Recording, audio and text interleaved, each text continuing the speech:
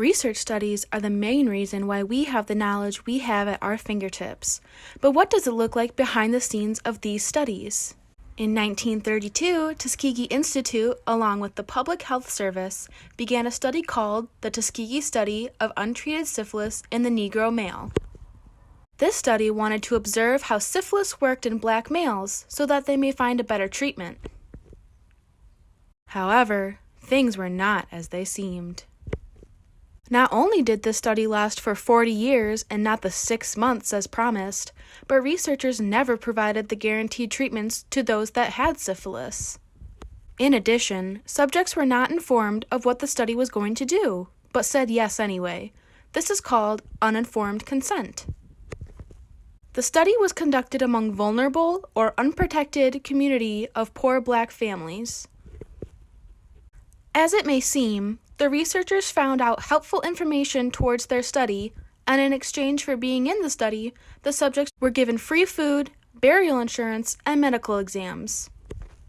This brings up the question of risks versus benefits, which is called beneficence. In fact, after the Tuskegee study, a document called the Belmont Report was created to address this issue of beneficence. It states that a research study should maximize possible benefits and minimize possible harms or risks to someone. In research studies, a benefit is something good that comes out of that study, and a risk is a chance that harm or injury may happen. Risk can come in many different forms, like physical injuries such as illness or a broken bone, mental or emotional trauma like PTSD, loss of money, and many others. In the Tuskegee study, there was a risk of life-threatening syphilis in the subjects because they were not getting the treatment that the researchers promised. Benefits usually occur for the researchers, not the subjects. Many believe getting paid to participate in a research study is a benefit. The most common benefit for researchers is simply finding interesting information through their study.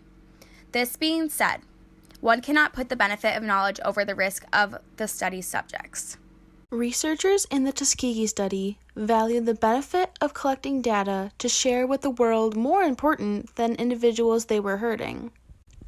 This is where the balance of risks and benefits comes in. Finding an ethical balance of these two things will create positive beneficence.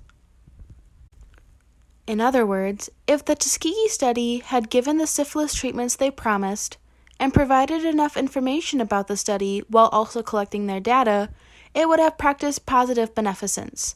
The benefits would have outweighed the risks. Think of this. You are an ER doctor. An unconscious, non-responsive patient is rushed through your doors. He has no ID, no one with him, and no contact information. He is in critical condition. Usually, consent, or voluntary permission, to medically work on someone is required, but in this case, there will be no consent. Do you help the man without consent, or let him suffer and die, but follow the rules? Helping the man and letting him live would be considered a benefit, while breaking the ethical rule of consent would be a risk. Many would say that giving the man life would outweigh the risk of no consent.